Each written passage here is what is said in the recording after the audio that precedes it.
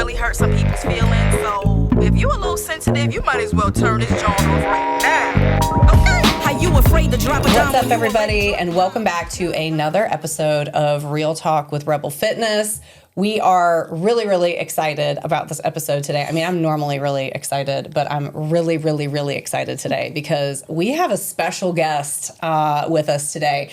I've got Shemar here, head trainer of Rebel Fitness. Mm-hmm. I'm Carissa, and then we have got our friend Courtney here with us today. And Courtney is a professional in the space. I'm going to let her give her credentials and her alphabet soup and all that good stuff behind her name when we do the welcome and the intros. But Courtney and I have been trying to set this up for how long now? Oh my God, it's been 3 months? Forever. And literally, I think it was just one of those things that like the villains in the universe didn't want it to happen, didn't want us to get together. Podcast that would never happen. It was. And so we finally made it happen today. I'm so excited for this. When did we meet?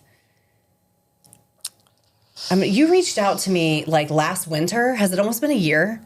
Yeah. Okay. I think it has been. So, yeah. And we hit it off, and not too long ago, we've talked about the podcast. We've talked about you being on here, but not too long ago, we had like a 4-hour lunch, I think, at Coastal Fog. It was a breakfast that turned into lunch, and just chatted about everything humanly possible about the space, about diet culture, about weight neutrality. Courtney was the person that I've shouted you out actually multiple times on this podcast. She is the one that I'm always referring to when we talk about weight neutrality, where we got that idea, we got that term, and then me saying, you know what, that really resonates with me, and that really resonates with what I'm trying to do with the gym. And so Courtney's the person that got us jump started on a lot of that stuff. We knew what we wanted to do, but it was like we just needed more direction. I just needed somebody to kind of unblur some of the gray areas for me, and also to validate us. I think finding you is a huge validation for me because I just felt like we were kind of like out in this,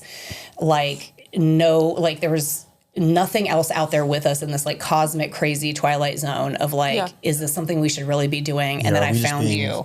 Optimistic. It's just too positive. Right. Yeah. Well, you feel like you're on an island by yourself. You're in the minority when you're talking about weight neutral, when you're talking about rejecting diet culture. Yes. That's not the norm. It's not at all. And so we're so freaking thankful for you and so glad that our paths crossed. So without further ado, Courtney, will you intro yourself and just tell us about you first and foremost? Yeah. Well, I'm a registered dietitian, and I teach at ECU.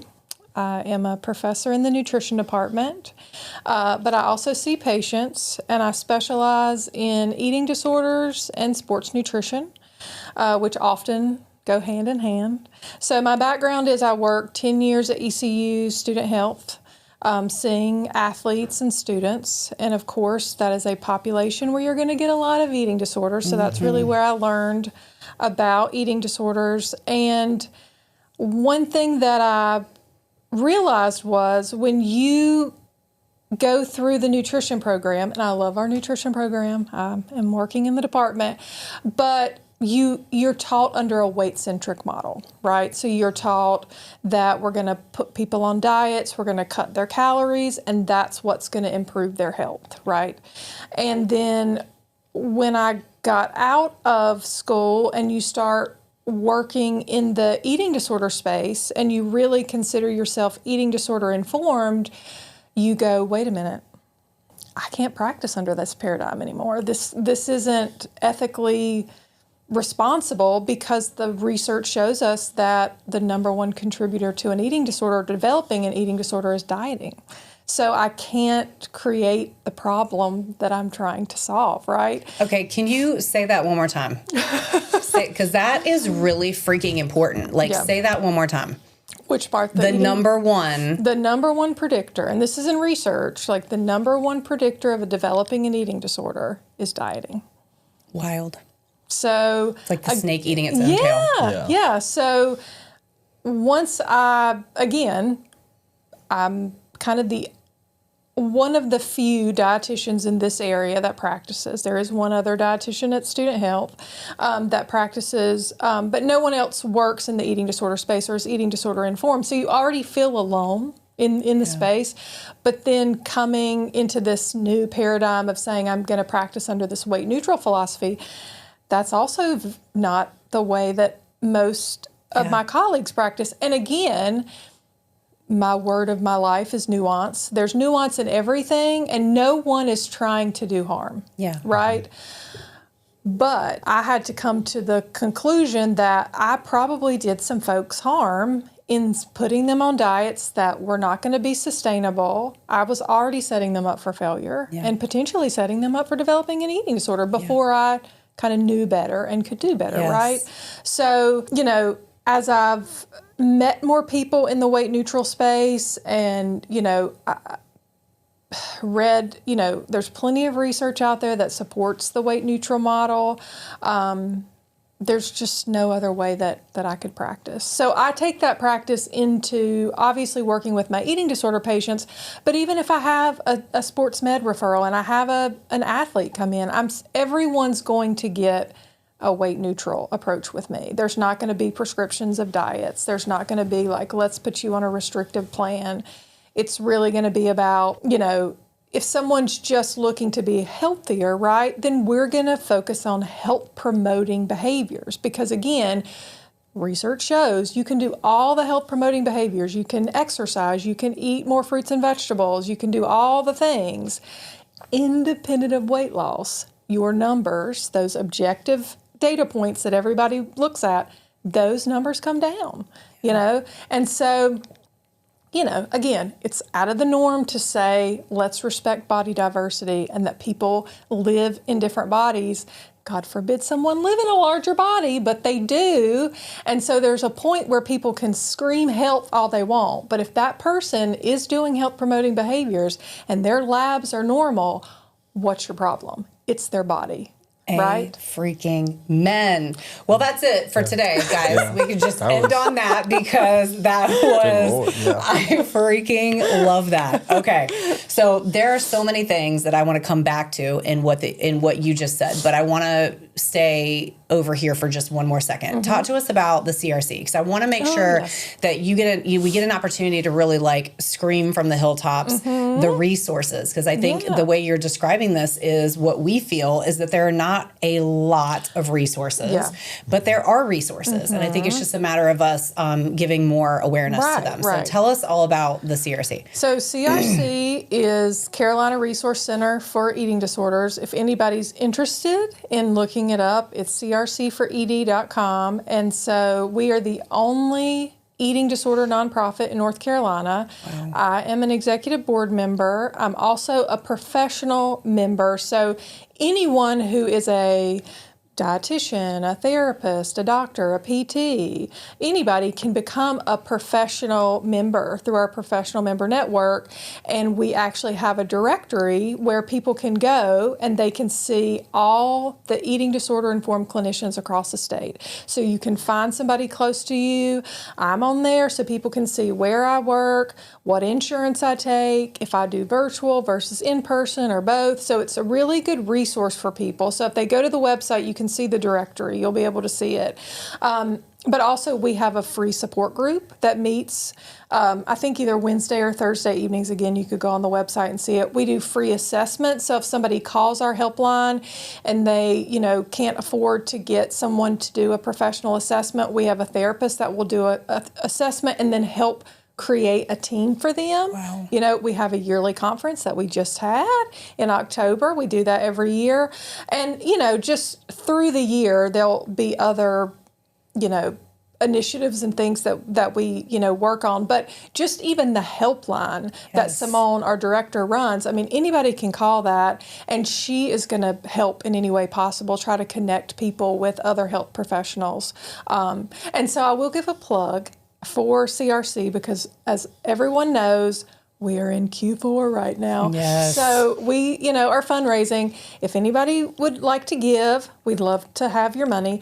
But also, if anybody's interested in just volunteering, like if someone has had lived experience and they feel like, this is really an area that I feel like I want to serve, they can reach out to me. They can go through CRC. If anybody in the community is interested in like a fundraising initiative, like I'm always looking for people to help. Again, I'm kind of the only member in the eastern part of the state. Everybody else is sort of Raleigh, and we're sort of housed in Asheville. So again, if anybody's thinking, hey, I'd love to put together a fundraiser, absolutely. I'm here. Absolutely. So, we'll make sure when we drop this episode, the CRC information website and your information is in the show notes. So check that. But always you can reach out to us, and then we will, we do lots of referrals to Courtney. So even if this is resonating with you at any point on a personal level too, and you're local and you want to touch base with her, that is a very easy referral. So absolutely. I love that. And I love, I love what y'all do and what you guys stand for, and I think it's so important. Talk to us about, at the end of the day, sometimes it's shocking to me that there aren't more resources for this, considering the numbers.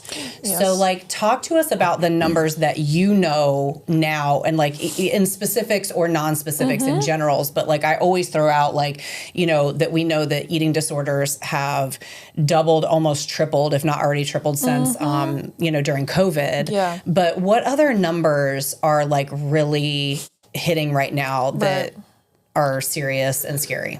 So just a few statistics. So about 29 million people, and just in the U.S., will have an eating disorder. So that's a lot of folks. I think that's probably a conservative number because people are not reporting. Agree. I think, a big thing that people don't think about, because a lot of behaviors that if I looked at someone and I said, this seems pathological to me, they would normalize it because a lot of the behaviors are normalized. So people aren't thinking, right? So people aren't thinking about how deadly eating disorders are. So a person dies every 52 minutes from a consequence of an eating disorder, because also they're not going to put eating disorder on your death certificate. They're going to put heart failure, or maybe there was some sort of malnutrition, right? Or just overall organ failure, or suicide, which is a big thing. A statistic that I think is also really, really important is if you take that 29 million people, 6%, only 6%, and that's a very small percentage of those people will be underweight, because we have a very narrow idea. And when I talk to any medical providers, I say, I know what your version of an eating disorder is. It is a thin, upper class white female. And that has never been the case. It's just that's who we have only seen and who has only come out. And so we really have to remember, you cannot look at someone's body and diagnose them with an eating disorder. And once you know they have an eating disorder, you cannot look at their body and diagnose which eating disorder they have. Absolutely. And that's really, really important, because we have atypical anorexia, which is anorexia that is happening to folks in a larger body. And that is probably the biggest sort of eating disorder that's happening right now, because it's getting ignored. When folks go to the doctor, they're getting praised for weight loss, and they're never getting asked how they lost the weight. And so, and there's things that we say to people, which is things that we are diagnosing as pathological in thinner bodies, we prescribe to people in larger bodies. So, I mean, and that's just how it is, right? That's what happens in the medical community. And so we really have to think about that, is we're missing a lot of eating disorders because we're just not thinking outside of that narrow view of what, it's kind of an antiquated view of what we used to think about with people with eating disorders. 100%. And, you bring up a really good point too, that again, we talk about on this podcast indirectly or directly all the time, but we live in a world obsessed with people's bodies. Obsessed in the weirdest, sickest, dumbest ways. And so when you go into, it's like you said, you go into a doctor's office or a clinician or something like that, And it's, well, she's skinny, so she's good. Yeah. And then again, praising people for, we talked about this on a podcast not too long ago. We discussed healing, but it was the way that we're all trained to just comment on somebody's body first and foremost, right away. There's no, hey, how are you? There's no anything else. It's just, girl, you look good. Have you lost weight? Yeah, you've lost weight. Yeah, what are you doing? That's It's like, it is. it's crazy. And you never know if there is there illness behind it. Is there true disorder behind it? Is there, sickness behind it? Is there, anything? Like, you have no idea. So I've talked to a woman not too long ago who was battling cancer, and she did it very quietly. She did not tell a lot of people, and she was losing a lot of weight. And she goes, it is maddening the amount of people that would say, girl, you're getting skinny. Like, what are you doing? What are you doing? She goes, and I'm literally dying. Right. And people don't know, and it's crazy. I know you have a similar experience. Yeah, I had somebody make a statement when I was going through chemotherapy, and they were like, "Oh, is that all it took?" And I was like, "Yeah, that's not the right one." That's crazy. Yeah, I'm not going to drop any names or credentials, of course. Yeah. Well, hopefully this sense. podcast makes that's all it was going to take. Yeah. Every Crazy. patient that comes in will say that they were praised the most at their sickest, And you have to think too, again, a lot of people, if you say don't, and because that is like one of my top rules, don't comment on somebody's body. And people will get very defensive because they'll go, oh, I'm only meaning to be nice. And I'm like, okay, good. Let me validate your good intention. Yes. But let me tell you about your terrible impact. Yes. Right? So every single person, even if they're not in a position where they're depressed or they have an eating disorder, there's something about when someone says to you, you look great, you're losing weight, it messes with your mind, with anybody's mind, because you go, well, what did I look like before? Yep. And what happens if my body changes now? Yep. And why aren't people paying so much attention to my body? Yes. Right? It's just, it never lands the way people think it's going to land. And so it's just safer not to do it, just to make that a practice, to just not comment on people's bodies. 100%. It's so easy. There's so many more things to comment on. You can compliment people for a lot of things. And it just pushes that narrative of like, the most important thing about me is my body. Oh, 100%. Right? Yeah. And it's like, bodies change. Like, that's normal. It's normal for people to gain and lose weight throughout their life for various reasons, and that doesn't have anything to do with their value. Yes. And so let's just not comment on bodies and help kind of perpetuate that idea that bodies are just not the most important thing about people. The least interesting thing about us, for sure. Yeah. And I think back, like, I know I had to go back when I kind of got over this hump and realized just how toxic it, you said something earlier that really resonated with me. When you had to go back and look and say, kind of like assess, wow, I may have done some damage with my belief system before, and kind of what I was taught and what I was, encouraging people to do with like the bow of health wrapped around it, even though it wasn't. And I really had to do the same thing with a lot of the stuff that I thought and a lot of things I would encourage other people to do. But in the depths of my stuff, I remember, I did a post. So I went back through my social media and I was like, let me delete a lot of this stuff because it's so toxic, and it's like, and that's not who I am anymore. And it's like part of the process of like, like blowing out the candle, like ending that chapter of my life and like deleting that stuff. And some of it I did screenshot because I was like, I want to remember this forever and I want to be able to use it in situations like this to help. I don't like it. I feel ashamed a lot of the time, some of the stuff. But again, when you know better, you do better. And that's the most important thing. And I did this post one time on Instagram that was like, I was literally sitting with somebody, I don't know, friends or something like that. And we were eating donuts and drinking beer. And my caption was, I had 2 people tell me I look skinny today, so I'm celebrating. Right? And it was like, but that was my mind, and that was real. Like, I had 2 people that day say specific, like, girl, you are looking good. You are looking so skinny. Like, what are you doing? And it was but for me, it gave me permission to eat that day. Like it gave me permission to actually eat and do the things, because I was like, man, if 2 people today notice I'm skinny, I'm doing enough that I can eat today and then I can get back to being crazy tomorrow. But at least I can give myself permission. And that was one of those, like, I happily deleted that, but I screenshotted that post and I have it in my folder today just to remind myself how wild it was to live in that space. Yeah. It's crazy. Yeah. And when people, if someone comes in to see me, that's one of the big things that we work on with intuitive eating, is one of their principles and what the concepts they talk about is unconditional permission to eat. Yes. Right? And so again, a condition would be like, okay, well, the condition is I got told that my body is thin enough for today so I can eat, right? Or I went to the gym today. Yeah, I went to the gym. I whatever method of being good, you know. And so I really work with people to challenge them to say, okay, you had something for lunch that you didn't feel like was the healthiest thing.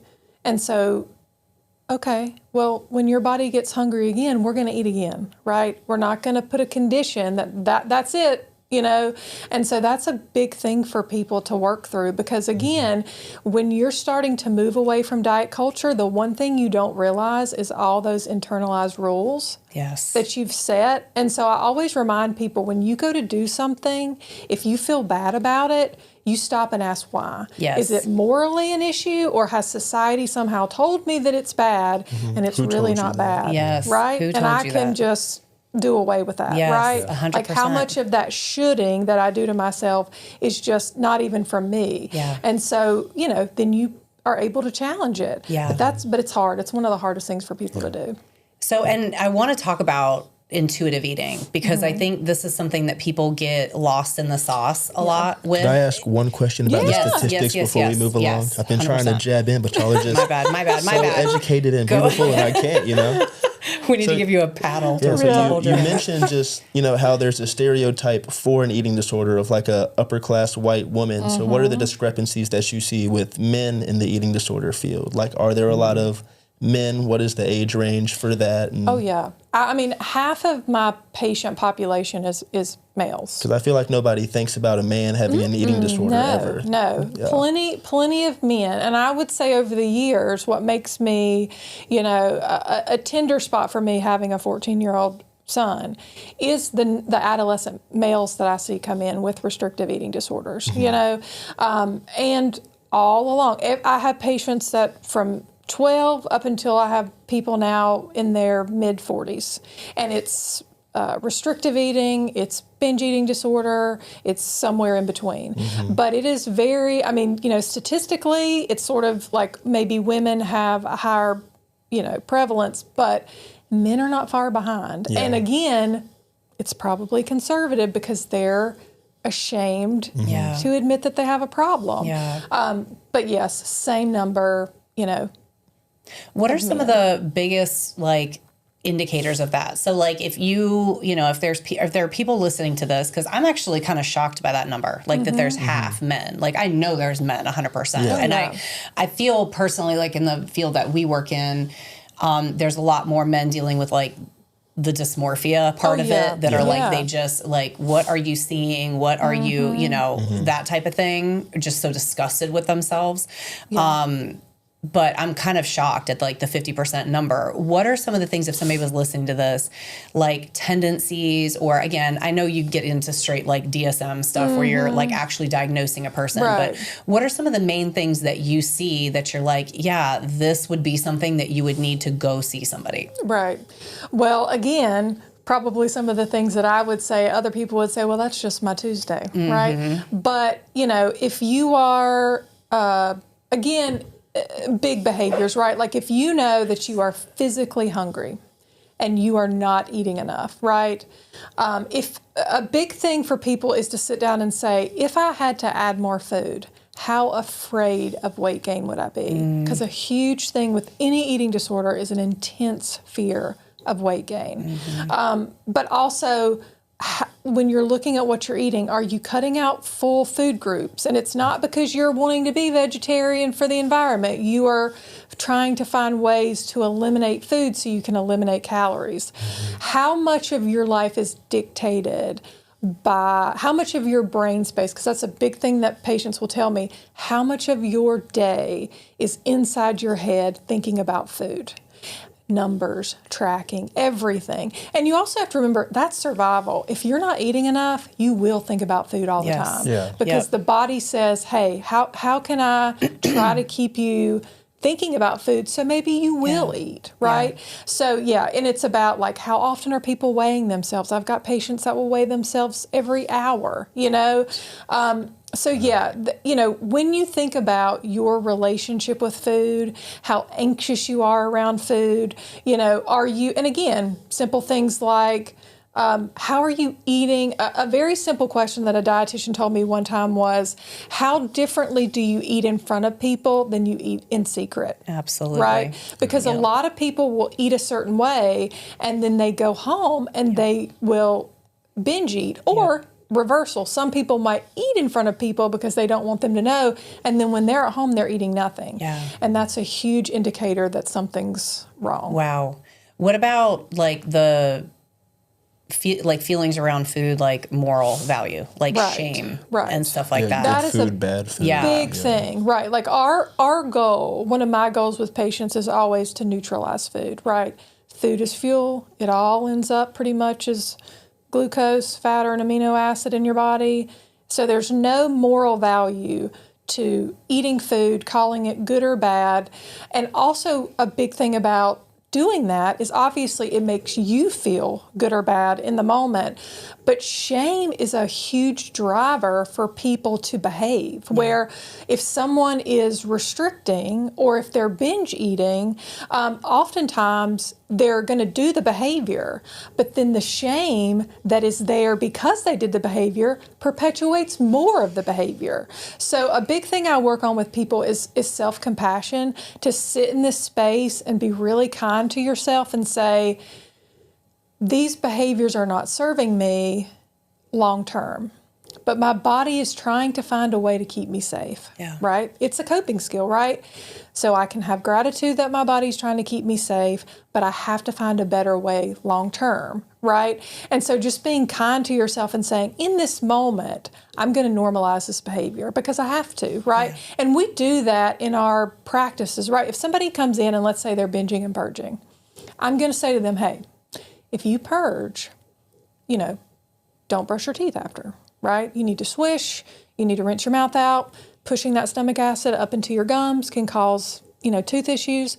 And I say that to them because I want to normalize in that moment that you can come in and tell me you did it. Yeah. And I'm not going to put any more shame on you. I'm going to realize that this is where you are in your recovery, and that's okay. Yeah. And the irony is that acceptance of the behavior and being kind to yourself does not perpetuate the behavior. It's the shame that perpetuates the behavior. Absolutely. I think it's so important. Yeah. Like, it's so important. I get into this, and actually I'm going to put a pin in that because we're going to talk about this in a second, but I get into it behind the scenes a lot with other gym owners and other fitness professionals because of that exact thing. If you're if you haven't experienced it, if you're not aware of it, you just don't know, I think sometimes, but it's really dangerous. So, so talk to us about, I want to get back into the intuitive eating. So I want to get into some of these buzzwords.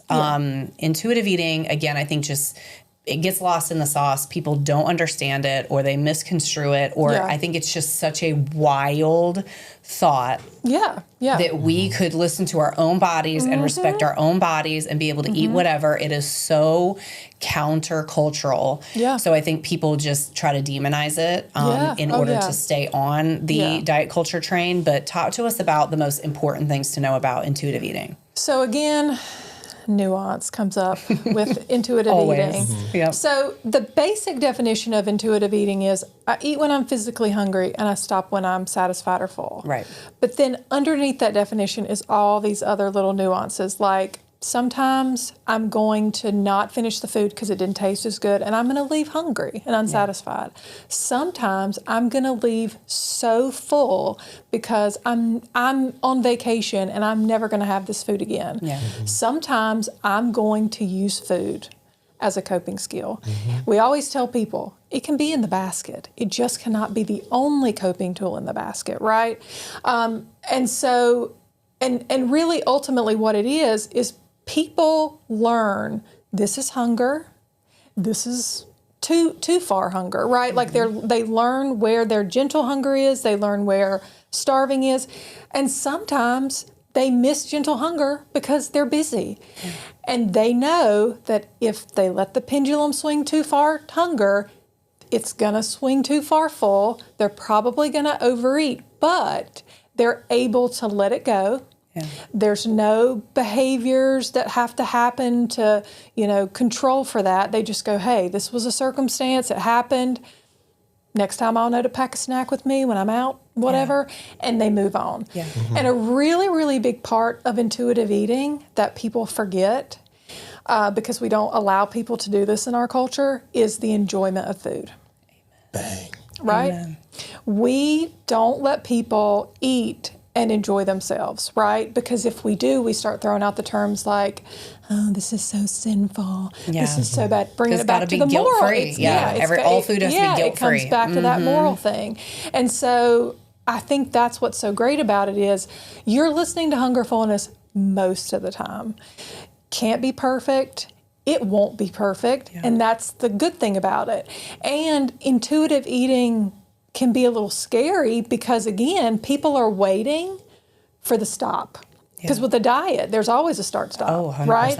And they're also waiting for the rules, and the rules aren't coming. And so it can be a scary place, and I always tell my patients, it's like, you just kind of feel like you're floating out in this ambiguous space because you don't have as much structure, but you find it. You can't be wrong because every kind of mistake you think you made is just this learning opportunity to do better. And I highly encourage people, if you're intuitive eating curious, there is a book written by Evelyn Tribole and Elise Reich. There's 2 dietitians, and they wrote the book because in the 90s they had a practice. They put people on diets, and they were like, wait a minute. People keep coming back.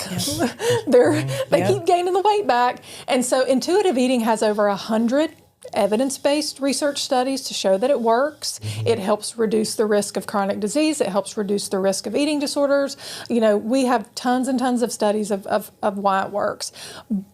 And you're born this way, right? Babies cry and they eat and then they stop. And then along the way, we have all these external reasons why we eat. So it's not like it's not in us to do it. Yeah. It just seems so foreign because we've been taught that we need to manipulate and control. But I think that's a big question to ask people is, if you stop today, if you stopped controlling and manipulating every bite of food, would you be the size you are? Because there's so many people walking around weight suppressed. Yep. And I know that's a scary thing, but the freedom that comes with that, the peace that would come with that. Yes. Because again, like every person will tell you, at the end of your life, you're not going to ever say, gosh, I wish I dieted more. Yep. It's never going to happen. Amen. And so just like letting it go is like a release for a lot of patients when they finally cross that place, because I know it's scary, but it is such a wonderful place to land. Absolutely. Well, and it's, again, the way that this business is set up is we're never going to actually reach it. No. Right? No. Like, it's like the joke. We talk about this all the time on here. It's like the joke of like every person looking at a picture and saying, wow, I wish I was as fat as I was when I thought I was fat. Right, yeah. But that's the irony. It always, it just goes to show there was never an end point. There was never that point that you're going to get to and be like, yes, like, and so the idea that you can just stop And what you're giving up is like me being skinny. And that's what I had to do. But then also I'm getting my entire life back. Yeah. Right. I got my entire life back. Like Right. the obsession when you were talking about the brain space. Oh my gosh. Yeah. It was Yeah. amazing. I was able to keep kids alive and Yeah. do the things that I needed to do, run Yeah. a business and things when I was deep in my diet culture, because that was everything. I was eating a meal thinking about the next meal. I went to bed Exactly. thinking about, and I remember, you know, you and I were texting back and forth about the whole Biggest Loser thing and what a freaking mess that was. And they just did that whole special on Netflix or whatever about it. But I remember one of those episodes and the guy trainer, I can't think of his name, Bob or whatever it Bob. was. Yes. Yeah. So he would be like constantly saying it was an act of discipline to go to bed hungry.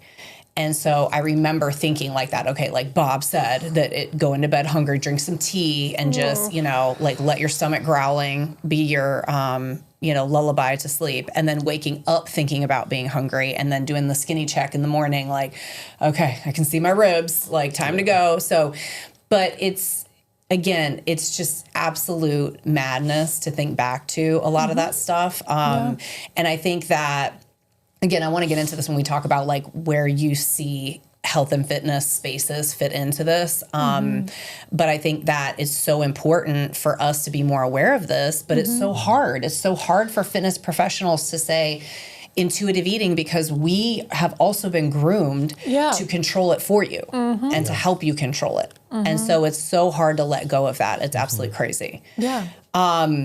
Okay, a couple other buzzwords. Like talk to us about, because we did not actually talk about this. Talk about weight neutral. Like on a fundamental level, like what does that mean? So again, to talk about weight neutral, you kind of have to go back to what's not great about weight centric, which is if somebody comes into the doctor and they have, let's say they have elevated blood pressure, we are going to immediately, if that person's in a larger body, we're going to say they need to lose weight to do that. The only problem is that we generally give them other guidelines too. We'll give them the other health promoting things, right? So then that person goes out and let's say their blood pressure comes down. We immediately say it was because of the weight loss. We don't focus. So that's the thing I want people to open their mind about weight neutral is, again, a lot of people will say, well, you're promoting unhealthy life. No, we're not. We're just saying that what if you're just curious about letting someone do these health promoting behaviors and then you just let their body do what their body's going to do? Because ultimately we know 80% of your body weight is genetically designed. So like I said, people that are certain weights, they are most likely controlling their weight in a way that I would see as not normal, right? Yeah. So weight neutral, the key tenet of weight neutral is we say weight is not a behavior, so it cannot be subject to some sort of behavior change. You have your health promoting behaviors, but weight is not one of them. And then in the medical community, we just try to remind medical professionals, when people come in to see you, you ask yourself, can thin people get this health problem? The answer is yes, all of them.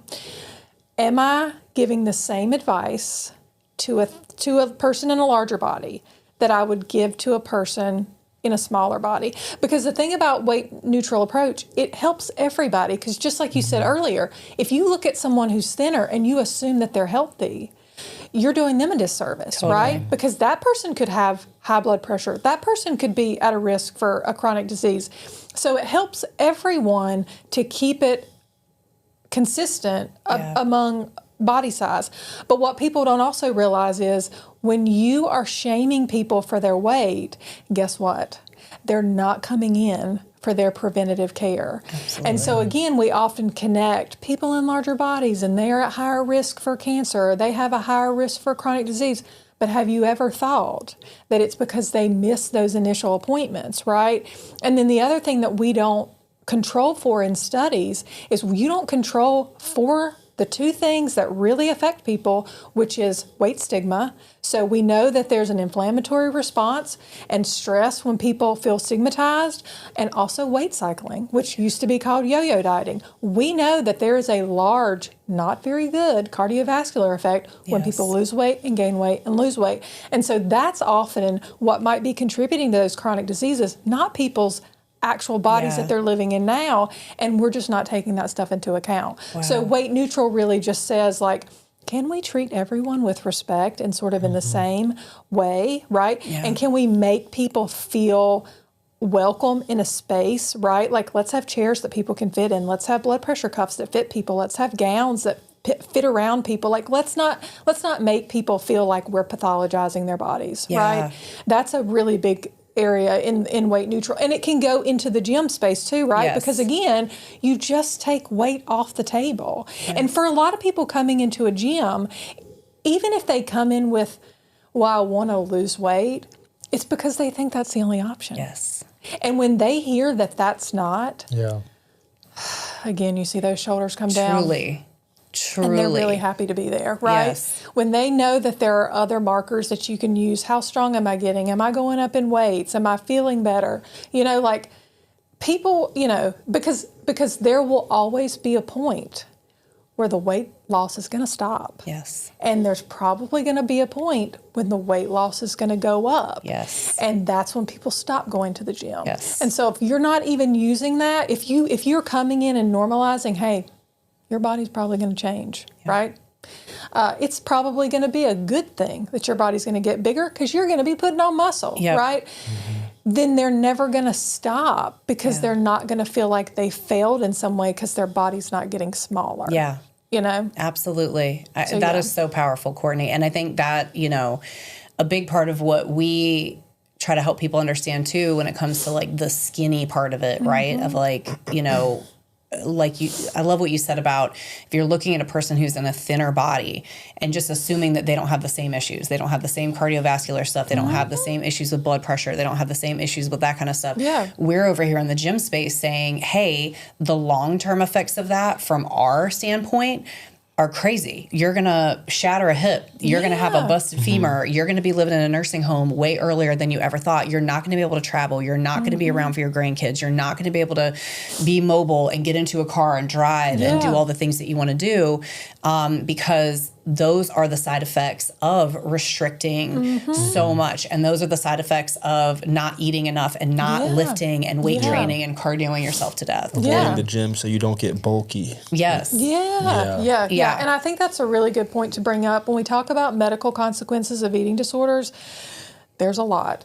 When people weight restore, we can reverse pretty much all of them except bone loss. And when you're talking to a 12-year-old, they don't care about breaking a hip when they're 70. It seems like it's a million years away.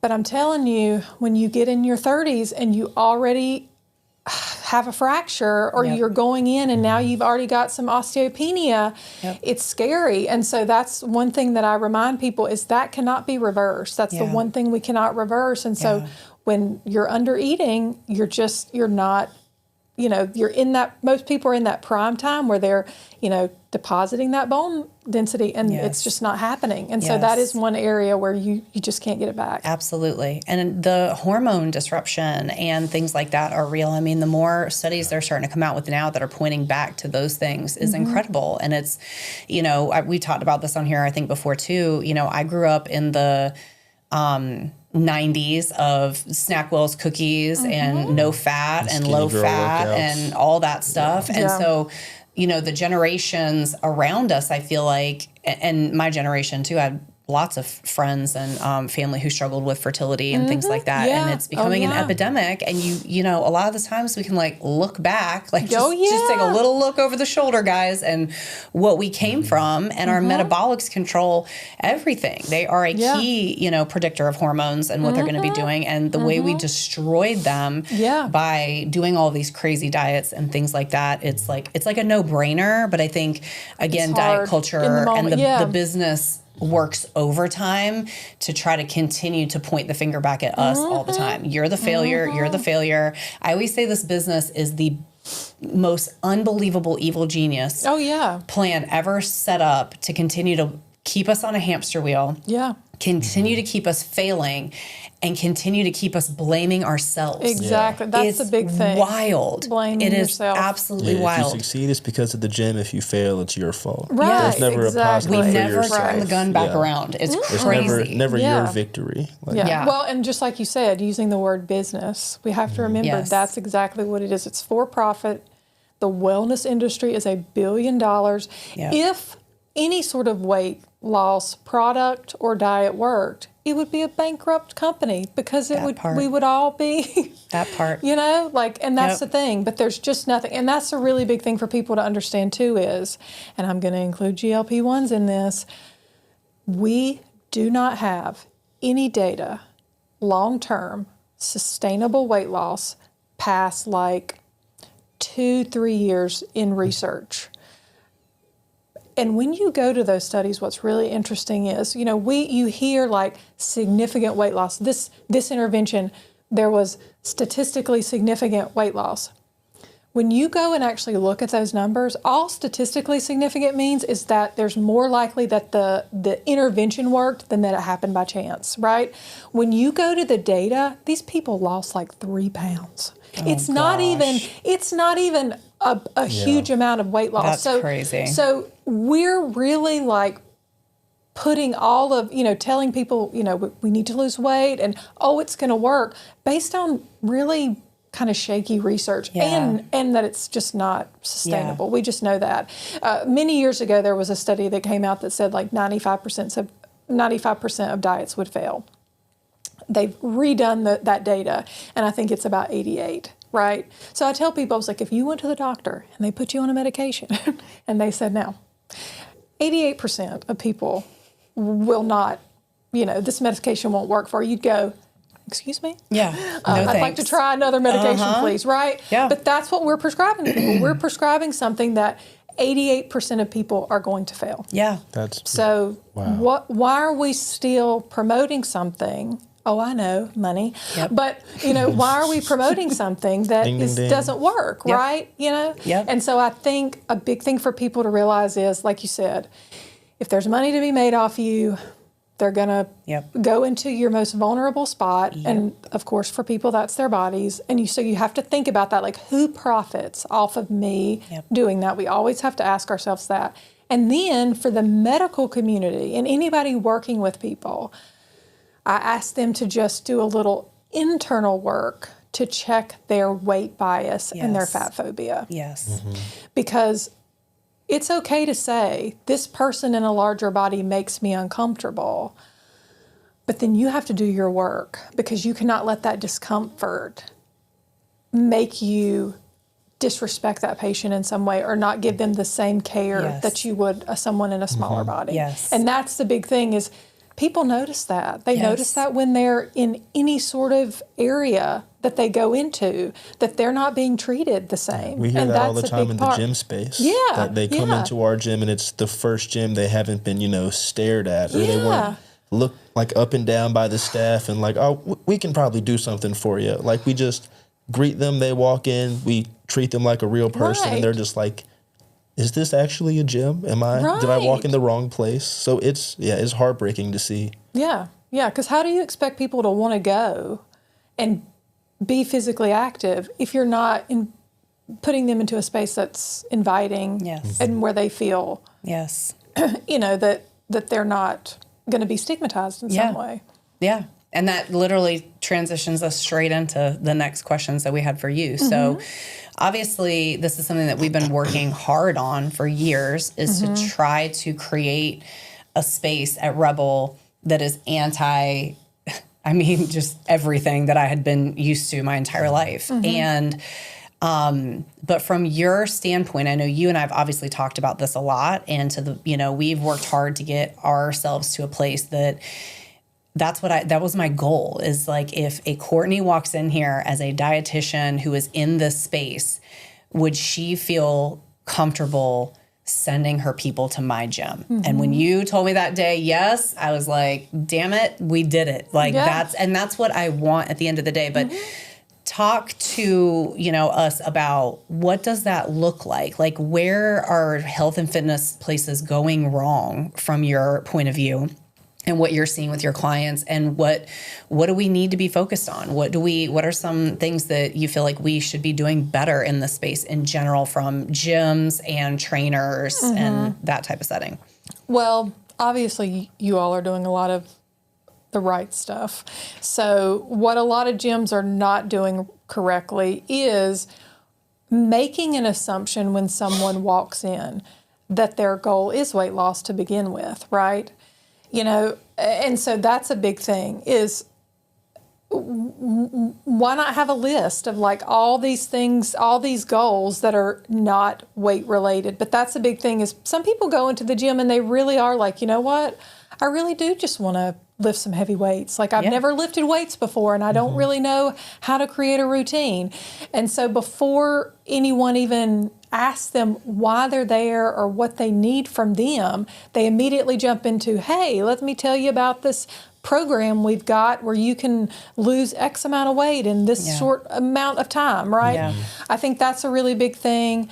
And I know y'all do it because we share I have some patients, is, weight sometimes has to be monitored. It is a data point, but it's not my patient's business, right? So weighing people blindly, if you want to collect that data, right? Yeah. Because people need to be in a space sometimes where they see those numbers, and people may not be disclosing how triggering that can be to them. And so a lot of just consent, right? Like, if you're going to put somebody on a scale, like saying to them, look, is it okay if I weigh you? I don't have to weigh you. Yeah. And if I do weigh you, we just have a policy that we just like you to step on backwards.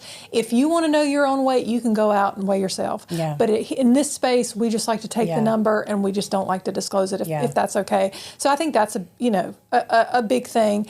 And just also the whole idea, like you said before, of like, this idea that you have to, shame people into making changes, right? Because we know short term that shame is a short term motivator, but it's not a long term motivator. Mm-hmm. So just not being so, like, some gyms just are really cruel with some of the programs and the way that they set people up.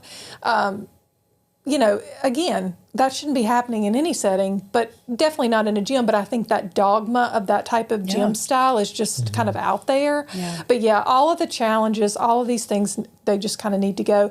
And then even from like the nutrition standpoint, again, kind of asking consent about like where someone is in their kind of nutrition journey, and sort of giving out some very general, because again, it's got to be within scope of practice, right? So I think the other thing that a lot of gyms do poorly is they overstep their scope, right? 100%. And, people have to remember, RD, this is a legal credential. If you practice nutrition and you don't have a license, that's against the law, right? People can report you. And people are often like, oh, but it's just nutrition. There are many, cases out there where people weren't aware of the medications people are on, and they got offered supplements, and those supplements interacted with their medications, and these people had cardiovascular events, and then they sued the gym. So even for just your liability, you just don't want to like overstep that. Yeah. So, you ask people consent of like what sort of nutrition information they see or they want, and then you very quickly kind of do a quick assessment of, should I be giving out kind of basic information to this person, or should I just make that referral to a dietitian, right? Because again, for me, if somebody wants me to tell them how many hours a week, like it's, standard for them to exercise, great. But if they're going to come in and say, I want to learn how to lift better and I want to plan, well, then I'm going to refer them to y'all, right? Like that's not my scope. Yeah. So again, it's kind of that two-way street of like making sure everybody's staying in their scope. But a big thing is, like you said, people would find it very refreshing if they walked into a gym and they just could see that we had performance-based goals and it wasn't just focused on their weight, right? That's the biggest thing. And talking with people and kind of listening, again, you can hear those red flags too. So when people are ready, you're kind of nudging and maybe planting the seed of like, hey, would you like to talk to a dietitian? Because again, most people aren't just coming to me because they have an eating disorder. They're coming to another health professional that notices those red flags Yes. and then are referring to me. Yes, 100%. I think one of the biggest ways that we impacted that in our gym, because that was one of the hardest things, right, is you realize it, but it's like, how do we really affect change to this? And that's because of two things. Number one, weight loss sells. So a lot of the times a gym is going to be, they're going to drag their feet on that because it is very scary to take weight loss off of your options because that is what sells. And when we did that, it was very hard and it was very scary. Crickets. Crickets, literally. And I was like, well, we are digging our own grave here, but you know what? I will die on this hill, literally. And I had to make that decision. And I think that, again, I think going this direction costs more. Yeah. Oh, yeah. And not just in like what you're not going to bring in business wise, because that, again, so the first part is the weight loss is going to like, you're going to lose some business because that is what people are searching. And we don't have that on anything that we do anymore. So SEO wise, we will not pop up for any of that. But then the second part is it costs more money to run a gym like this because I have to train my trainers to be a certain way, to talk a certain way. We have to do consults. And so that was a huge thing that we changed is we don't sell memberships like up front at the front desk anymore. Like we 100%, they have to schedule a consult. And that's a barrier. That's a barrier of people to come in is like before you could get, you know, 5-7 people in a new class and then bam, bam, bam, sell every single one of them after, you know, the class. And we do still do some of that for people who are just like, I just want to come in a box one time a week. But 95% of the people that come in our door, we do a consult. And that's 30, 45, I've had hour and a half consults before with people of time that you're giving. But to us, it was so important because that way I can start seeing some of those things. We can sniff out like, okay, something's, you know, like talk to me about your relationship with food and talk to me about what, because they, of course, they're going to come and be like, well, I want to lose 20 pounds. Perfect. You need to box 3 times a week. Let's get you signed up. That's how it used to be.